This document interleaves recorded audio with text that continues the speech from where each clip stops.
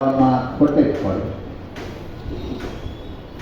આપણે સેવા સમરણ ને સત્સંગ એ માટે કરવાના છે કે કક્કા બારાકડી આપણે ખરેખર પાકા બરાબર થઈ જાય તો વાંચતા લખતા આવડે. આપણે સમજવાનું આથી બારું છે, પણ એમાં મનમાં કંઈક ખોટે હોય તો જાય જઈ ન હવે એટલે એકેય તમારી તેજોરી ભરાય, તમે કરોડોપતિ થઈ જાઓ એમ નહીં, પણ તમારે આર્થિકતામાં 10,000ની જરૂર હોય ને 11 આવે તો મન ન મૂંઝાય. પછી તમે પરાયણે આવો એ તો 8-10 દી આવો, બાકી 2 માથાવાળા માણા હોય તો ગમે એમ કરીને હરખું કરી લે અને એ છેલ્લા. પણ એવા તો લાખો કરોડોમાં કોક હોય ને, એટલે મહાપુરુષ આપણને એમ કે એક સાધન આપણી ભેગું છે. આ ફેરો નામની માળા ગમે ત્યાં થઈ શકે ને, તમે મુસાફરી કરતા હોય તો ભલે, બેહણામ બેઠા હોય તો ભલે, લગ્નમાં બેઠા હોય તો ભલે, આપણી લગ્ન હોય તો ઓલા બધા વાતો કરતા હોય ને વાતો કેવી નો સામેવાળાને કામની હોય, નો આપણે કામની હોય. એમાં ખાલી આમ કરી જાઓ તમે એટલે એને થાય સાંભળે છે અને આપણે તારમાં તાર. પણ લગ્ન 1-2 દિનની નથી. આ નવરાત્રિમાં જો 9 દિવસ આવે ને એટલે બધા એને કાંઈ વાંધો નહીં વરહે, પણ મહિને 9 દી આવતા હોય ને તો પછી લાંબુ ન હાલે. એમ આપણું તો છેલ્લા શ્વાસ સુધીનું કામ છે. કીડી આવીને તમે હાલો, પણ એમાં પછી એકવાર મન જરીકે દુખાઈ ગયું એટલે વાત પછી ગમે એવી હોનાની હોય તોય ઉતરે. ઉગારામ બાપાના જેની ત્યાં પ્રોગ્રામો થઈ ગયા, જેની ત્યાં દૂધ ઉભરાણા, એના કુટુંબો ઉગારામ બાપાની હાજરીમાં આવતા બંધ થઈ ગયા. જેના ઘેરે ટાઢા દૂધ ઉભરાણા હવે ઇતિહાસો લખાઈ ગયા. એને પરાયણે થઈ ગયું હોય, ઓલી વાત પૈસી નહીં, લખતા વાંચતા એને આવડ્યું નહીં.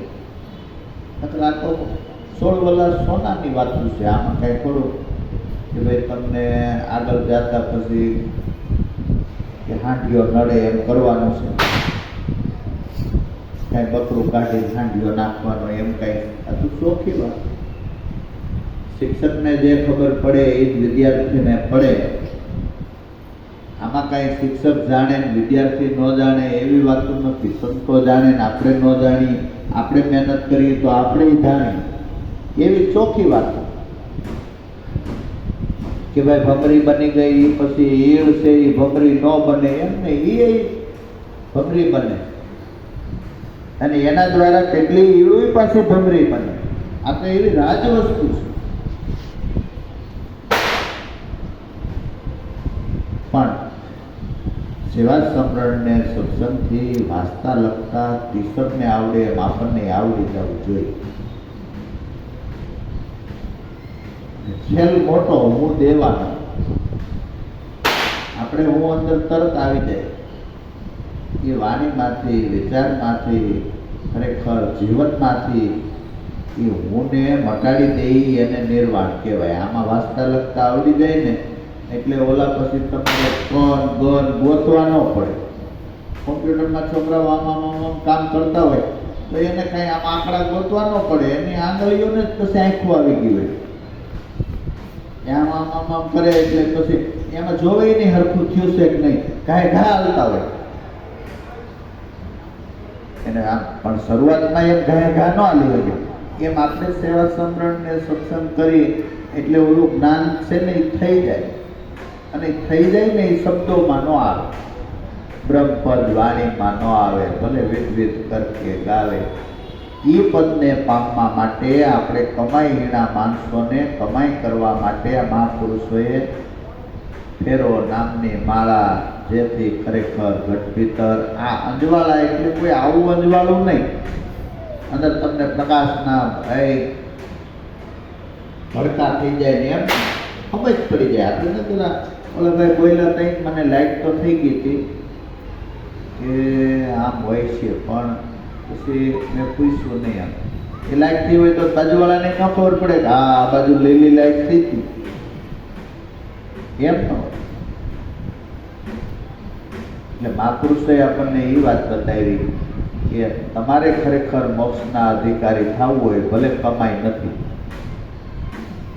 તો એ ખરેખર પરમપદને પામી જાય. પણ ફેરવી લઈ નામની માળા, નવરા હોય એટલે તારમાં તાર, તારમાં તાર, અને એ જ અઘરું પડે, બીજું કઈ અઘરું નથી પડતું.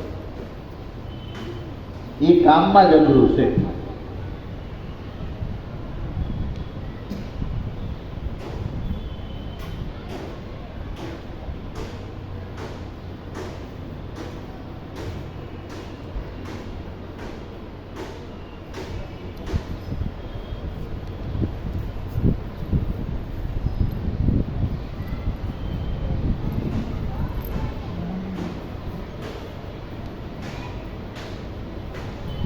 ગુરુગમ કેરી ખુશી કરી લે, ભૂલે મોહ કા તાળા.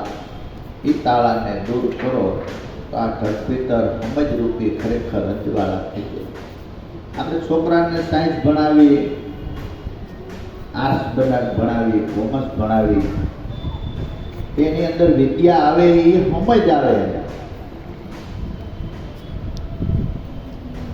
કે કઈ બીજું પરિવર્તન આવે છે, એમ આત્મજ્ઞાનમાં સમજ આવે. જે આપણું મન ગમે એને જોવે તો દોષ જોવે છે, રૂપ જોવે, ગુણ જોવે, આકાર જોવે, નાચ જોવે છે, અને ભૂતકાળમાંથી લઈને એનું સમાધાન કરે. થોડું વર્તમાન જોવે, સીધું કોરું જોવે, અણઘડને જોવે. આ બુદ્ધિ કરવા માટે આ વિદ્યા ભણવાની છે. અને આ વિદ્યા બરાબર રીતે હાલતા ચાલતા બહારથી નહીં, આપણે જો ને સાયન્સમાં, કોમર્સમાં, આર્ટ્સમાં છોકરાઓને જેમાં રસ હોય એમાં આપણે વિભાગ પાડીએ છીએ ને, એમ આમાં આપણને રસ હોય એટલું હાલવાનું, રસથી વધારે નહીં. દેખાદેખી કરી તો બહુ લાંબુ ન આવે, થાકી જાય, ફળે ન આવે. આ તો છેલ્લા શ્વાસ સુધી નક્કી કરીએ કે છેલ્લા શ્વાસ સુધી આજ્ઞા પાળશું, એવો દૃઢ નિશ્ચય થાય. સંતને સેવાય ઈ જ કહેવાય, આપણા અલગ ધણી ઓળખાય. સેવા સમરણ સત્સંગમાં જીવતર જેનું જાય, સંતને સેવા ઈ જ કહેવાય. બીજે મહેમાન થાવ ને એટલે ખબર પડે કે આ લોકોના હૃદયની અંદર નકરો ઉકળાટ સિવાય કાંઈ નથી, અને આપણે આ સેવા સમરણ ને સત્સંગમાં કાઢેક સિવાય કાંઈ નથી. બસ ફરક એટલો જ કે ઓલા આમ પૂતાય હક નહીં, જાગતા તો હક નહીં. અને આપણને એમ થાય બહુ સારું, સારું જરાય ન. સારું તો કબીર કહીને, જાકો પ્રભુ સે પ્રીત સોય નિર્બંધ હૈ, વહી સંતન કે સંગ સદા આનંદ હૈ.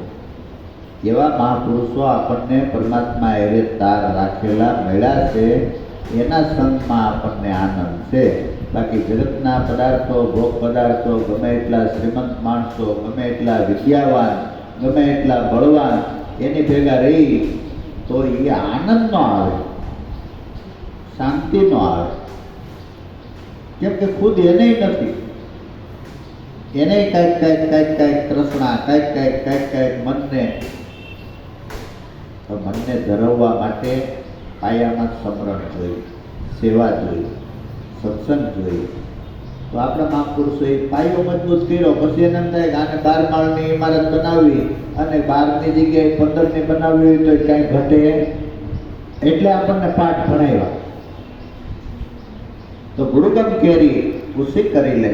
ધીરે ધીરે ધીરે ધીરે ગુરુગમમાં મનને રાખતા રાખતા રાખતા રાખતા હાવ સહજ. આત્મજ્ઞાન એટલે બળ નહીં, બળ મૂકવાનો વિષય. હાવ સહજ રીતે એમાં તાર મેળવતા કેવું સંભળાય એ મહત્વનું નહીં, એ અણઘડ છે. આ તો ઓમ કોઈ કે, કોઈ એને તુહી કે, કોઈ એને હંસો કે, કોઈ તમરાનો અવાજ કે, કોઈ ઝાલર કે, કોઈ નગારા કે. એ તો જાત જાતના જે અવાજો છે એ આપણા મનના ભાવો છે. ઓરિજિનલ તો અણઘણ છે. એટલે આપણે જો સાઇન પેન આવતી ખબર, ટાંકવાળી સાઇન પેન, તો એ ખડિયામાં કાંઈ અક્ષર હોય એ સાઈનો ખડીયો આવે એમાં કોઈ મારવાડી લખે તો મારવાડી ભાષા નીકળે, અંગ્રેજી વાળો લખે તો ઇંગ્લિશ નીકળે, સંસ્કૃત વાળો લખે તો પેનમાં કાંઈ અક્ષર નથી.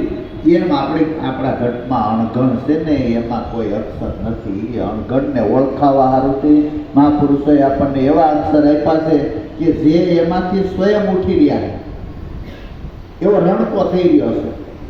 આમ ક્યાં હંસો છે, સોહમ છે, તેજમુ છે, ઓમ છે, ભમરાનો ગુંજાર છે, આ બધા પર્યાય શબ્દો છે. આમ એવો કાંઈક ભાસ એમ એને કેવું છે.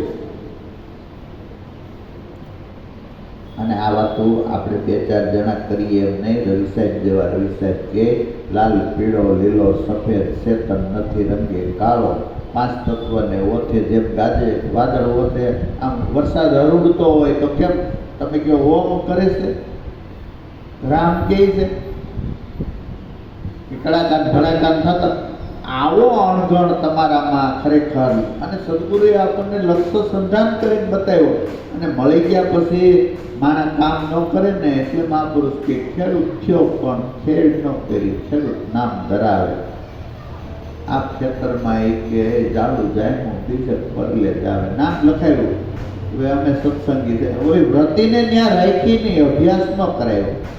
સેવા સમરણને સત્સંગથી એમાં કાયમ ફળ દીદાર કરીએ એટલે મન ખરેખર આ વિદ્યાને પામી જાય છે. આમાં કોક પામે એમ નહીં એવી વાતો નથી. બધાય પામે પણ અંતરદ્રષ્ટિમાં લગ્ન હોવી જોઈએ. સવારે લગ્ન લાગે ને રોંઢે પાછી ઓછી થઈ જાય, વળી સાંજે થોડીક ઈથી ઓછી, વળી સવારે લાગે એમ નહીં. આમાં કાંઈ દેખાડવાનું નથી. આમાં તો ધીરે ધીરે મસ્ત થઈને માણવાનું છે. આ નશાને માણવા માટે આપણે ખરેખર આ સેવા સમરણને સત્સંગ કરી એમાં કાંઈક ઢીલા પીડ્યા છે નહીં તપાસ કરવાનો. સત્સંગ એટલે લેબોરેટરી કે આપણું કેમ છે, બીજાનું કાંઈ નહીં જોવાનું. તો ગુરુગમ કેરી ખુશી કરી લે ખુલે મોહ કા તાળા. એ તાળાને જરીક દૂર કરો ને ત્યાં તો ઘટ ભીતર જ અજવાળા આવી કે હા સંતની આમ જરીક મીઠાઈ આવી જાય ને આપણને પછી સંતમાં તેમાં કાયમ તે કાયમ આમ વધતો જ જાય. પ્રહલાદ નાનો એવો છોકરો હતો કે એટલી શક્તિ એની વાંહે લગાવી, પણ એને એકવાર મીઠાઈ આવી ગઈ એટલે વાત પૂરી. પછી એને કષ્ટ નડે નહીં. એમ થાય કે સમાજનું કંઈ બળ, ઓલું એમ થાય નાયક નહીં આવે જવું પડશે, ઓલાને એમ થાય નાયકનો કરતા છે ત્યાં જ તાર છે મારો. નાયક જેને લઈને જીવે છે ને ત્યાં તાર છે. ઓલો કે મારે દિલ્હી સુધી ઓળખાણ, ઓલો કે દિલ્હી બેઠો છે ને એને પ્રેરણા કરે ને ત્યાં તાર છે આપણે. એને સીધું ડાયરેક્ટ થઈ ગયું. ગુરુગત કેરી ખુશી કરી લે ખુલે મોહ કા તાળા. એ તાળાને દૂર કરો તો ઘટ ભીતર જ અંજવાળા વળી મૂકે.